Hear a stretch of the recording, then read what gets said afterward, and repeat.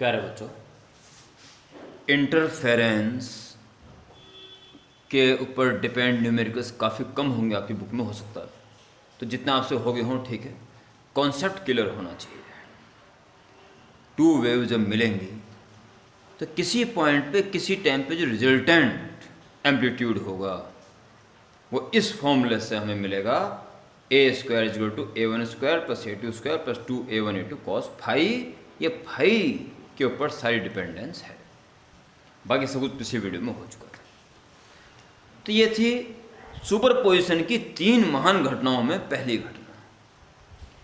ये वीडियो दूसरी घटना के ऊपर आधारित है, और दूसरी घटना है बीट्स। आराम से सुनना क्या होता है। मैं हेडिंग में नहीं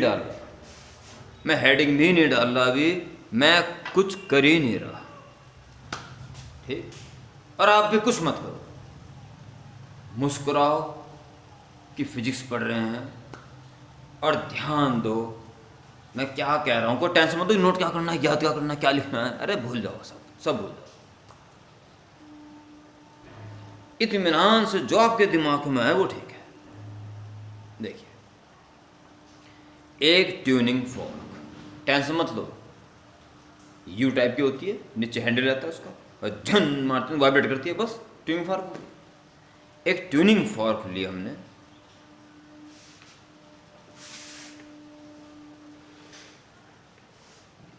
इसको प्रिंट लिखा रहता है।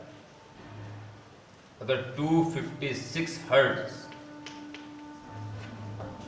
लिखा है 256, तो इसका मतलब ये इसकी नेचुरल फ्रीक्वेंसी है। नेचुरल फ्रीक्वेंसी तो अब आपके रग रग में बस जानी चाहिए। इसका मैटेरियल, आकार, सब कुछ ऐसे डिजाइन कर दिया गया है कि झन मारोगे तो 256 ऑस्किलेशंस 1 सेकंड में पूरे कर लेगा, चाहे धीरे से मारो चाहे जोर से मारो, क्योंकि ये वाइब्रेशन कर रहा है अपनी नेचुरल फ्रीक्वेंसी। इसकी नेचुरल फ्रीक्वेंसी प्री डिसाइडेड है, यही आप पिछले लंबे टाइम से पढ़ रहे हो। और इसकी साउंड झन मेरे कान में आएगी। 1 सेकंड में 256 वाइब्रेशंस मेरे कान में पहुंच जाएंगे। और कोई हेडिंग नहीं है।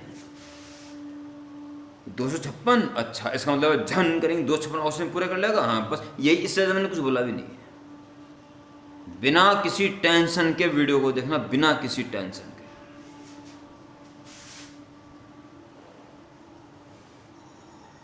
दूसरा ट्यूनिंग फॉर्क लिया, 254 हर्ट्ज, फ्रीक्वेंसी में मामूली सा अंतर, बस 254 256 को देखते हुए तो दो कुछ नहीं है, यानी वेरी नियरली इक्वल फ्रीक्वेंसीज। और इसका मतलब यह है कि 1 सेकंड में 254 ऑसिलेशंस पूरे कर लेगा। दोनों को एक ही वक्त पर झन बजा दिया गया।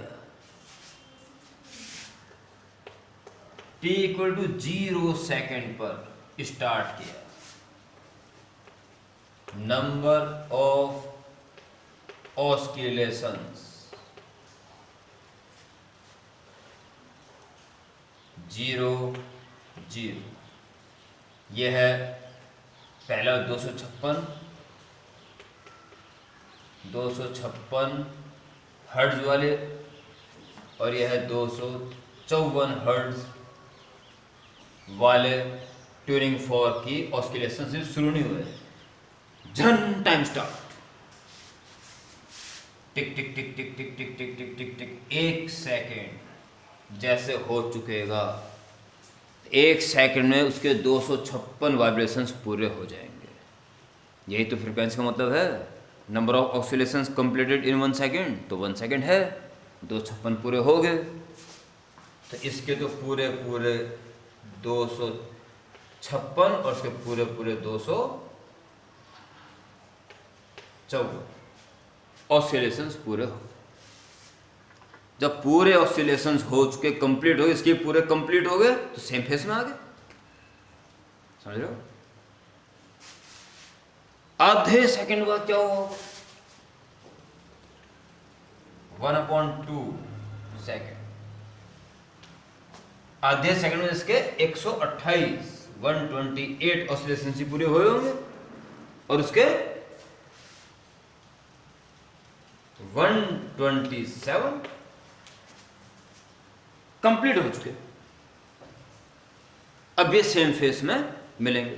जो ऑसिलेशंस पूरे 0 से स्टार्ट हुए, एक साथ पूरे इसके पूरे हो गए, इससे कुछ ज़्यादा हो गए, पर सेम टाइम पे आ गए आधे सेकंड बाद, और फिर सेम फेस में एंट्री दोबारा होगी शुरू। शायद समझ में आ रहा होगा, अब समझ में आ जाएगा। इसका मिड 1/4 सेकेंड, अब सब समझ में आएगा। आधे सेकंड में इतने ऑसिलेशंस पूरे हुए, तो उसके भी आधे टाइम में 64 कंप्लीट वाइब्रेशंस, दोबारा मेन पोजीशन पर आ गया 64 ऑसिलेशंस पूरे करने के बाद। परंतु 63 ऑसिलेशंस पूरे हो गए। 1 2 61 62 63, और पूरा नहीं हुआ, अब आधा ही हुआ बस। आधा होने मतलब अब वो उल्टी डायरेक्शन में जाने को तैयार है। जबकि ये पूरे कर चुका है। 1/4 सेकंड में इसका और इसके से जो वेव निकली, वो 1/4 सेकंड में ऑपोजिट फेस में आ चुकी हैं, क्योंकि एक के पूरे 64 ऑसिलेशंस कंप्लीट हो चुके हैं, और एक का आधा ऑसिलेशंस बचा हुआ है। अभी आधा ऑसिलेशंस अगर बचा हुआ है, तो ऑपोजिट फेस में आ चुका है। यहां की बात करें तो 3/4 सेकंड, इन दोनों मिनट निकाल दो, या 64 + 64 + 64, तो आ जाएगा कितना? 192। फिर 64 करते तो ठीक है। यहाँ 63.5 जोड़ दिया इसमें, यह आ गया, फिर 63 जोड़ दो। इसका मीन है ना this plus this plus this plus this, तो 7 3 10 1 18 19 ये, और फिर 63.5 इसमें जोड़ते तो 64 25 गुड 254 और 256 हर्ट्ज के तो दो ट्यूनिंग फॉर्क एक ही टाइम पे मारते हैं, और वहां से आने वाली वेव्स हमारी कानों पे आती है। तो 1/4 क्वार्टर सेकंड में वे दोनों वेव्स ऑपोजिट फेस में आ जाएंगी, और हमें रिजल्टेंट सुनाई नहीं देगा। अगले 1/4 सेकंड में वे सेम फेस में आ जाएंगी। उससे कंप्लीट ऑसिलेशंस पूरे 127, इसके 128, और सेम फेस में आ गए, तो मुझे जोर से सुनाई देगी कि दोनों सेम फेस में मिल रही हैं। अगले 1/4 सेकंड बाद फिर ऑपोजिट फेस में, क्योंकि 1 सेकंड में इसको इतने वाइब्रेशन करना है, उसको उतने करना है, इसको ये तेज चलेंगे ना। एक ही बार में ऑपोजिट फेस में आ गए और फ्रीक्वेंसी सेम रही, तो हमेशा ही एक ऑपोजिट फेस में रहेंगे, पर फ्रीक्वेंसी एक की ज़्यादा है ना। ऐसे करके एक की ज़्यादा फटाफट चेंज होगा, दूसरा धीरे धीरे चेंज होगा। अगर ऑपोजिट फेस से मिल गए तो कुछ देर बाद तो सेम फेस से मिलना ही पड़ेगा, और कुछ देर बाद फिर ऑपोजिट फेस से मिलेंगे, फिर सेम फेस में, फिर ऑपोजिट फेस में, ये फटाफट होता रहेगा। दो ट्यूनिंग फॉर्क 256 और 254 वाले हर्ट्ज वाले एक साथ बजा दिए जाएं, और उससे साउंड वेव्स मेरे कानों पर आए, तो वो आवाज़ 1/4 सेकंड में 0 हो जाएगी, अगले 1/4 सेकंड में बहुत तेज हो जाएगी, अगले 1/4 सेकंड में बहुत 0 हो जाएगी, और फिर अगले 1/4 सेकंड में फिर बहुत ज़्यादा हो जाएगी। जय झन।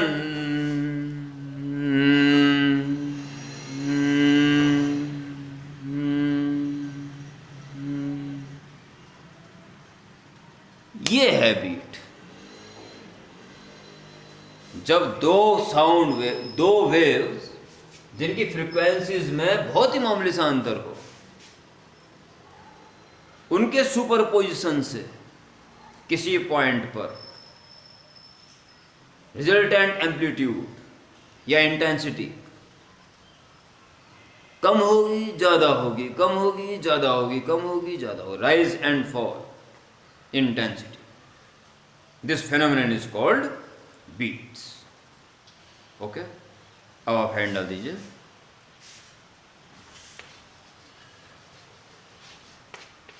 Beats.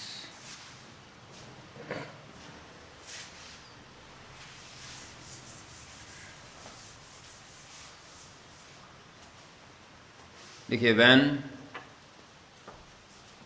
two waves having same amplitude and nearly equal frequencies travel simultaneously in a medium, then resultant intensity at a point is continuously decrease and increase, या rise and fall. This phenomenon is called beats. One rise and one fall form one beat, and number of beats completed in 1 second is called beat frequency. दोबारा सुन लें और इसको note करें।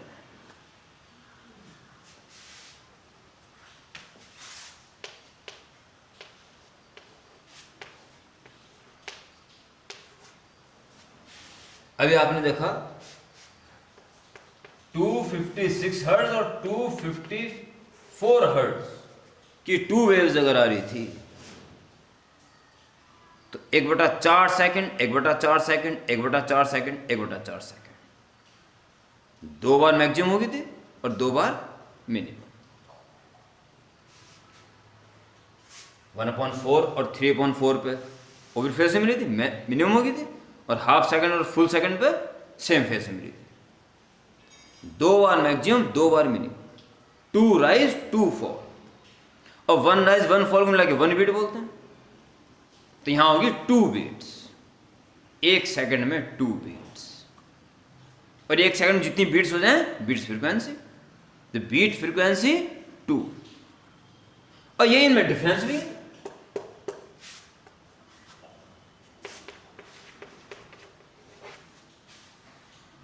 यानी कि beat frequency, two waves के बीच में beat frequency उन वेव्स की इंडिविजुअल फ्रीक्वेंसीज के डिफरेंस के इक्वल होगा। ठीक है, ये आप प्रूफ करेंगे बाकायदा। पहले एक स्टेटमेंट लिख लें अगले स्टेटमेंट में, अगले पैराग्राफ से। Beat frequency is equal to the difference in frequencies of two waves. Okay, जब बीट फ्रीक्वेंसी कह दिया आपने, इसका मतलब बीट वाली फेनोमेनन हो रही है, तो टू वेव्स तो अंडरस्टूड है। कैलकुलेशन में ध्यान देना। Now considering two waves,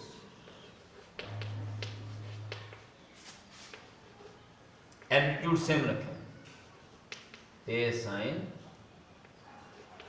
omega T, ध्यान देना जरा, omega T, omega is 2 pi upon T and 1 upon T is frequency, यही ओमेगा, ए साइन ओमेगा टी।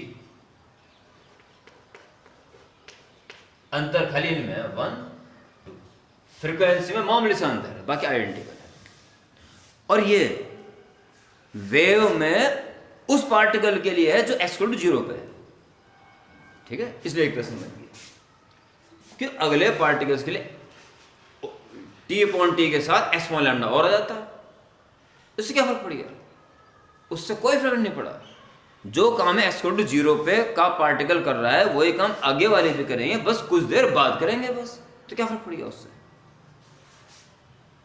हर पार्टिकल कुछ देर बाद वही काम कर रहा है, काम तो वही कर रहा ना, तो सारा काम इसके लिए कर लेते हैं क्योंकि वही सबके लिए माना जाता है। फिर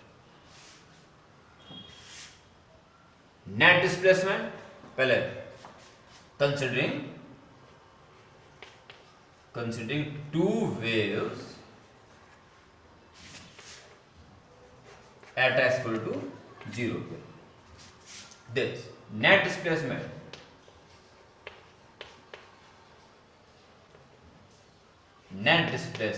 y is equal to y1 plus y2, y is equal to, इन दोनों वैल्यू पुट करोगे a कॉमन आ जाएगा, sin 2 pi nu 1t plus sin 2 pi nu 2t,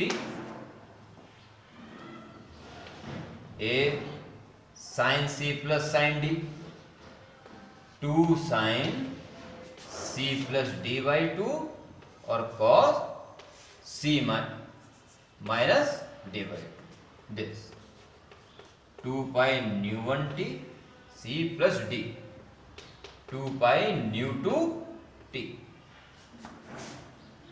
2 pi nu 1t, 2 pi nu 2t,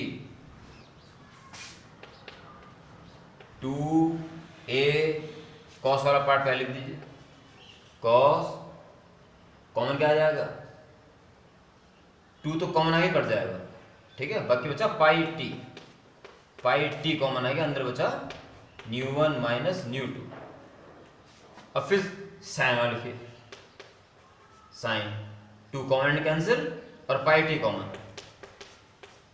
common, अंदर बचा new 1 plus new, और अगर मैं ऐसा कर दूं तो कोई दिक्कत नहीं है, ये है रिजल्टेंट एम्पलीट्यूड, और बाकी तो आई साइन ओमेगा टी आते आता है, पाई न्यू 1 प्लस न्यू 2, 2 से मैं गुणा भाग भी कर लूं तो इसे फॉर्मेट क्या है, a sin 2 pi nu T, यानी कि इनके सहयोग से जो नई वेव बनेगी वो भी इसी की तरह की बनेगी, पर उसकी फ्रीक्वेंसी इनकी इंडिविजुअल फ्रीक्वेंसीज के अर्थमेटिक मीन के बराबर होगी, पर हमें इसकी जरूरत नहीं है, हमें जरूरत तो किसी और चीज की, हमें तो जरूरत है कि मैं कब कब तेज हूं, कब कब कम जाऊं, ऐसे सुनाई दे रही है। जब जो आवाज तेज सुनाई दे रही है निश्चित है मैं सेम फेज से मिली होंगी, और जब जब नहीं सुनाई दे रही है मैं ऑपोजिट फेज से मिली होंगी, नेट डिस्प्लेसमेंट 0 हो गया होगा, यानी कि एम्पलीट्यूड ये है इंपॉर्टेंट, और आप ये साक्षात देख रहे हो कि ये टाइम के ऊपर इस वक्त डिपेंड हो गया, वक्त तो बीतता ही रहेगा ना, वक्त बीतता जा रहा है, यानी कि टाइम वेरिएबल है, तो ए भी वेरिएबल है, ये भी कम ज्यादा होगा, ओके। इस जगह एम्पलीट्यूड टाइम डिपेंडेंट हो गया, और टाइम डिपेंडेंट हो गया तो उसका कम ज्यादा होना तय है, और यही बीट्स है बस, rise and fall. Hence A is 2a cos pi new 1 minus new 2 t, ठीक है, सारा फोकस पे रहे, न्यू 1 न्यू 2 दो फ्रीक्वेंसीज, दो वेव्स की फ्रीक्वेंसीज हैं, वेरी क्लोज हैं, और उनके सुपरपोजिशन से जो वेव बनी उसका एम्पलीट्यूड ये है जो टाइम के ऊपर डिपेंड है। इस जगह पे थोड़ा सा अपने आप को सिक्योर कीजिए, अपने आप को तैयार करो, अब जो मैं आगे बोलने जा रहा हूं बेहद इंपॉर्टेंट है। Ready to deeply understanding next part. Attendance code word है हर हर महादेव।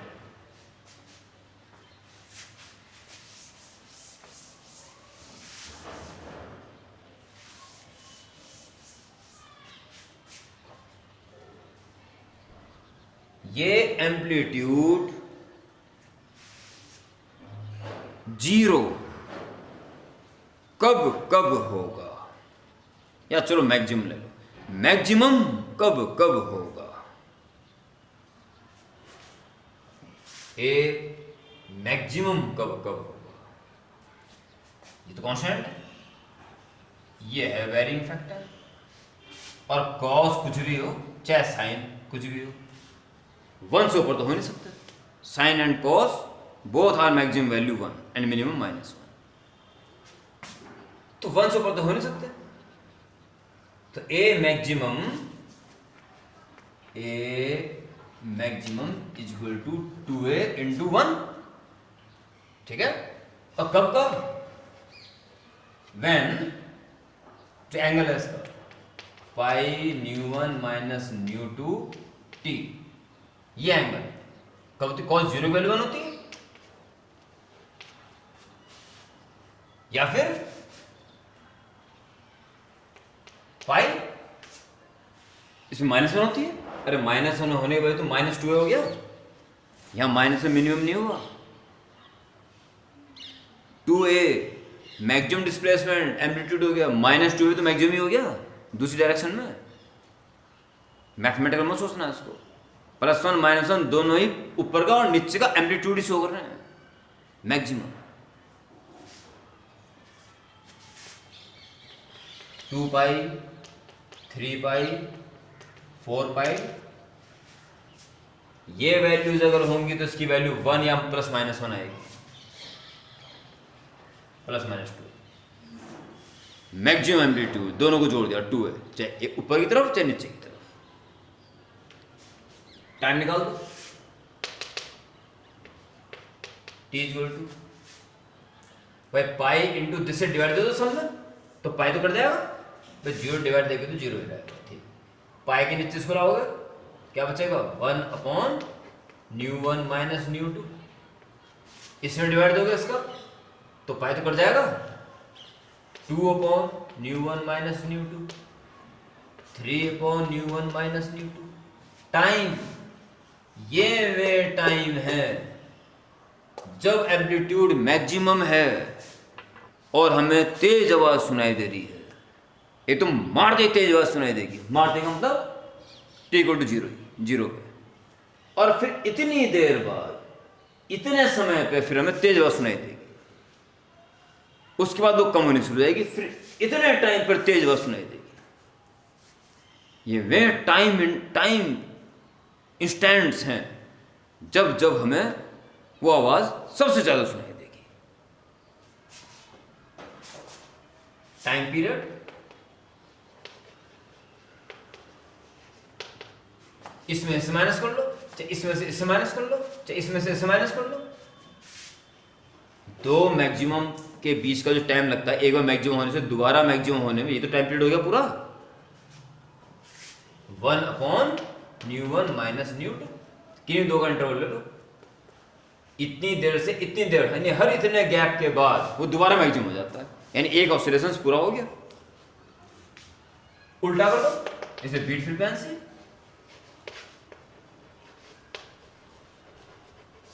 पलट दो, टाइम पीरियड का रेसिप्रोकल फ्रीक्वेंसी पलट दो, न्यू1 माइनस न्यू2। ये प्रूफ करना था। जो बीट फ्रीक्वेंसी होती है वो उनकी इंडिविजुअल फ्रीक्वेंसीज के सीधे डिफरेंस के इक्वल होती है। तो उसकी बात भी कर लें, कब कब किन किन टाइम पे सबसे कम हो जाएगी, ये नेट डिस्प्लेसमेंट बिल्कुल 0 ऑपोजिट फेज में मिलना। ए मिनिमम 0 बिल्कुल ऑपोजिट फेज में मिल जाएंगे, एम्पलीट्यूड बराबर, तो कैंसिल। व्हेन, और कब होगा 0 है, cos 90 वैल्यू होती है 0, जब पाई न्यू1 माइनस न्यू2 इंटू टी 90 हो, π/2 हो, या फिर नीचे वाई एक्सिस पर 3π/2, 5π/2, 7π/2, यानी टाइम क्या आएंगे पर्टिकुलर, डिवाइड दो नीचे से, भाई पाई से तो पाई काट दो, इसमें सारे पाई काट दो, तेरी पाई अब इसे डिवाइड दे दो, half upon nu one minus nu two, 3/2 upon nu one minus nu two, 5/2 upon nu one minus nu two, 1 upon nu one minus nu two को एप्पल मान लो, हाफ एप्पल, डेढ़ एप्पल, ढाई एप्पल, हाफ, डेढ़, ढाई, पूरे एक अंतर आ रहा है, 1 एप्पल, यानी वही 1 upon nu one minus nu two. ये वे टाइम्स हैं जितने टाइम पर आवाज बिल्कुल नहीं सुनाई देगी, इतने टाइम पे आवाज बिल्कुल नहीं सुनाई देगी, उस बाद सुनाई देनी शुरू हो जाएगी, फिर मैक्सिमम हो जाएगी, फिर अगली बार इतने टाइम बाद फिर गायब हो जाएगी। टाइम पीरियड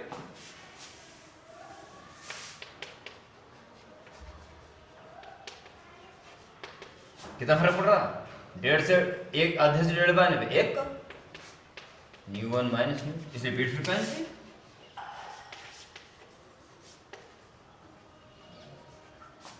पलट दो उसको, nu one minus nu. So एक स्टेटमेंट लिख देना मेरे कहने पे, so beat frequency is equal to the difference of individual frequencies of waves. Okay, beats के क्वेश्चन डेफिनेटली मिलेंगे, पक्का मिलेंगे, और एक ही कॉन्सेप्ट काम आएगा, केवल एक कॉन्सेप्ट, दो अलग अलग वेव्स की फ्रीक्वेंसीज का जो डिफरेंस होगा वही बीट फ्रीक्वेंसी होगी। ओके, वीडियो बंद कर रहा हूं, वीडियो को बंद करते ही तो मोटा मोटा लिख देना, अटेंडेंस भेजनी है, मैंने बताया भी क्या।